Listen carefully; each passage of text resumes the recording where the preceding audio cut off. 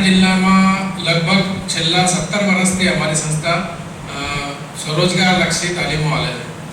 સ્વરોજગાર એટલે જેને રોજગાર તક મળે છે, નોકરી મળે છે, કેમ કે અત્યારે તક નોકરીની બહુ ઓછી છે અને સ્વરોજગાર માટે અમે પ્રેરિત કરીએ. સરકાર પણ અનુદાન એટલે કે સબસિડાઇઝ લોન્સ અને વિવિધ તાલીમો દ્વારા લોકોને તાલીમ આપીને સ્વરોજગાર માટે પ્રેરિત કરે છે. અત્યારે જે અમારી કમિટીના ચેરમેન સર, ડાયરેક્ટર સર છે, ચેરમેન સર કલેક્ટર સાહેબ છે અને દરેક ક્વાર્ટરમાં અમારી મીટિંગ લેવામાં આવે છે કે ભાઈ આપણા પાટણ જિલ્લામાં જે બેકવર્ડ એરિયા છે, જેમ કે રાધનપુર, સાંતલપુર, જે એસ્પેશનલ બ્લોક બી કહેવામાં આવે છે, દરેક જિલ્લામાં હોય જ છે. તો ત્યાં વિવિધ તાલીમો દ્વારા અત્યારે અમારે જે આ વર્ષનું લક્ષ્ય છે 1075 નું લક્ષ્ય છે અને ગયા વર્ષે અમે 1000 નું લક્ષ્ય 1060 થી સરપાસ કર્યું. તો સરકારને એવું કહેવું છે કે ભાઈ તમે તાલીમો આલો છો પણ સામે સ્વરોજગાર ઊભો કરવા માટે લોકોને કેવી રીતે પ્રેરિત કરો છો? તો અત્યારે હું લગભગ 5 બ્રાન્ચેસમાં મળીને આવેલો. અમારા દ્વારા ત્યાં લોનની અરજી બી કરવામાં આવે છે.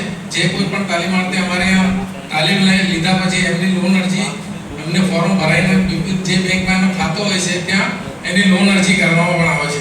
કેમ કે સ્વરોજગાર ચાલુ કરવા માટે, ધંધો ચાલુ કરવા માટે પૈસાની જરૂર હોય છે, બરાબર? ભણી લીધા પછી સૌથી વધારે જે એક લક્ષ્ય હોય કે ભાઈ મારે કમાવું છે, તો કમાવા માટે બધાને નોકરી અવેલેબલ નહીં, પણ પ્રાઇવેટ સેક્ટરમાં જેમ કે એસબીઆઈ લાઈફમાંથી સાહેબ આવ્યા છે, વિવિધ સાણંદમાંથી બી સાહેબ આવ્યા છે, તો ત્યાં એ લોકો તમને રોજગાર આલે છે, નોકરી આલે છે, પણ તમે પોતાનો સ્વરોજગાર ઊભો કરી શકો છો. એના માટે 18 થી 50 વર્ષના કોઈ પણ જિલ્લાનો તાલીમાર્થી અમારે ત્યાં વ્યક્તિ આવીને તાલીમ લઈ શકે છે.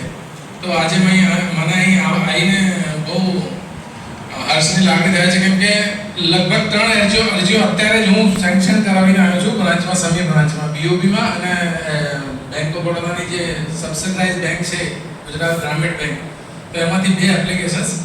તો બધાને રિક્વેસ્ટ છે કે તમારા નોકરી લાગી જાય તો બહુ સારું, બરાબર, પણ એક સ્વરોજગાર જો વ્યક્તિ જે સ્વરોજગાર ચાલુ કરે, પોતાનો ધંધો ચાલુ કરે, તો એનામાં ક્ષમતા હોય છે કે બીજાને એ નોકરી આપી શકે. જ્યારે એક નોકરીવાળા પાસે, જેમ કે હું છું, નોકરી કરું છું, પણ મારા પાસે કોઈને નોકરી આલવાનો પાવર નહીં, પણ એક સ્વરોજગાર કરતો વ્યક્તિ ઘણા બધાને રોજગાર આપી શકે છે.